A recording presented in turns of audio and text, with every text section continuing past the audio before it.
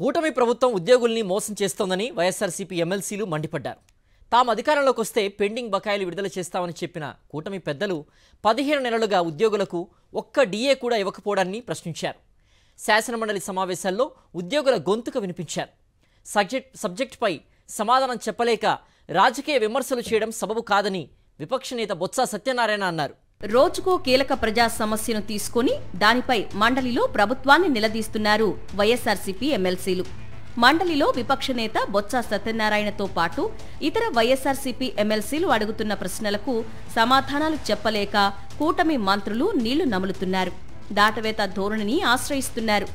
సమస్యలు పేరుకుపోతున్నాయని, వెంటనే పరిష్కరించాలని ఉద్యోగులు ఎంత మొత్తుకుంటున్నా కూటమి ప్రభుత్వం ఉలుకు పలుకు లేకుండా ఉండడంపై మరొక పక్క ఉద్యోగ సంఘాల నేతలు మండిపడుతున్నారు. ఈ నేపథ్యంలో ఉద్యోగుల తరపున గొంతు విప్పారు వైఎస్ఆర్సీపీ ఎమ్మెల్సీలు. ఉద్యోగులకు చెల్లించాల్సిన బకాయిలు 30,000 కోట్ల రూపాయలకు పైగా పేరుకుపోయాయని, చెల్లించమని అడిగితే 6 నెలల సమయం అడిగారని, 15 నెలలు గడిచినా ఇంకా చెల్లించడం లేదని వైఎస్ఆర్సీపీ ఎమ్మెల్సీలు ధ్వజమెత్తారు. ఉద్యోగస్తులు పాలిచ్చే జగన్మోహన్ రెడ్డి గారిని వదిలేసి తన్నే చంద్రబాబు నాయుడు గారిని తీసుకొచ్చారండి. తీసుకొచ్చుకున్నారు. ఉద్యోగులకి ఇప్పటి వరకు 12 పిఆర్సీలు ఇవ్వాలి.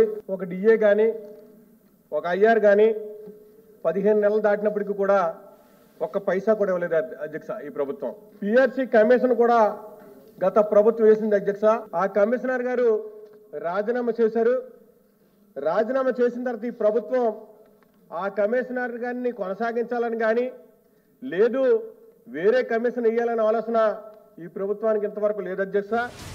పీఆర్సీ చైర్మన్ నియామకం కోసం ఉద్యోగులు ఎదురు చూస్తున్నారని, ఎప్పుడు నియమిస్తారో చెప్పాలని ప్రభుత్వాన్ని ప్రశ్నించారు ఎమ్మెల్సీ కల్పలత.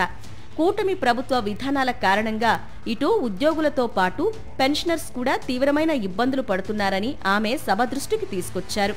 ఒక్కో పెన్షనర్కి 15 లక్షల నుండి 20 లక్షల రూపాయల వరకు బకాయిలు ఉన్నాయన్నారు. పండుగలు వచ్చి వెళుతున్నాయి తప్ప ఉద్యోగులకు మాత్రం డిఏలు పడడం లేదని గుర్తు చేశారు. 30,000 కోట్ల పై వరకు ఈరోజు ఈ బకాయిలు ఉన్నాయి అధ్యక్ష. మంత్రి గారు చెప్తూ పిఆర్సీని మేము పరిశీలిస్తామని చెప్తున్నారు అధ్యక్ష. అధ్యక్ష, కమిటీని వేయడానికి ఇంకా పరిశీలన ఎందుకుని అడుగుతున్నాం అధ్యక్ష. ఈరోజు కమిటీ వేస్తేనే ఇంకా దాదాపుగా ఈరోజు చూసుకుంటే సంవత్సరం పైనే కమిటీ మీద చర్చలు జరుగుతాయి అధ్యక్ష. తర్వాత ఎలక్షన్స్ వస్తాయి అధ్యక్ష. పిఆర్సీ అనేది ఎలక్షన్ ముందు అనౌన్స్ చేసుకోవాల్సి వస్తుంది అధ్యక్ష. గతంలో పిఆర్సీ ఫిట్మెంట్ కోసము పోరాటం చేసేవాళ్ళు అధ్యక్ష. కానీ ఈరోజు చూసుకుంటే ఫిట్మెంట్ కోసం పోరాటం చేయట్లేదు అధ్యక్ష. పిఆర్సీ కమిటీని వేయండి అని పోరాటం చేయాల్సి వస్తుంది అధ్యక్ష. ఉద్యోగుల సమస్యలు, పెండింగ్ బకాయిలు, పీఆర్సీ మీద చర్చ జరుగుతుంటే ఆర్థిక మంత్రి పయ్యావుల కేశవ్ పూర్తిగా రాజకీయ కోణంలో సమాధానం చెబుతున్నారని, ఇది సమంజసం కాదని మండలి విపక్ష నేత బొత్స సత్యనారాయణ ఫైర్ అయ్యారు. తమ ప్రభుత్వ హయాంలో 27% ఫిట్మెంట్ ఇచ్చామని, ఇప్పుడు అధికారంలో ఉన్న కూటమి ప్రభుత్వం పీఆర్సీ వేస్తుందా, ఫిట్మెంట్ ఇస్తుందా చెప్పమంటే ఇతర కారణాలు చెప్పడం, రాజకీయ విమర్శలు చేయడం ఏంటని ప్రశ్నించారు. అప్పులు ఎవరు ఎంత చేశారో, దేనికి ఖర్చు చేశారో డిబేట్లో రికార్డుల ప్రకారం మాట్లాడుకుందామని బొత్స అనడంతో ఆర్థిక శాఖ మంత్రి వెనక్కు తగ్గారు. అంతకుముందున్న ప్రభుత్వంలో మేము 27% ఫిట్మెంట్ ఇచ్చాము. పిఆర్సీ వచ్చి గత ప్రభుత్వంలో వేసింది.